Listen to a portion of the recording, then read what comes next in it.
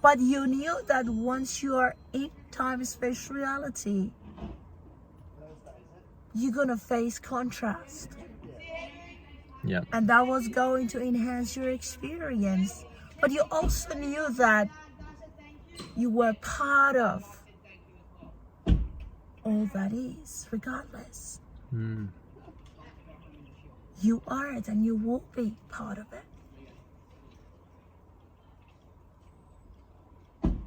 So that awareness is in you, is built in you. The awareness of time, space, reality, and the awareness of who you are.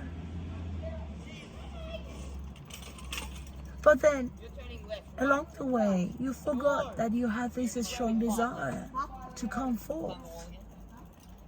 So you started, your human being started perceiving it from the place of a struggle.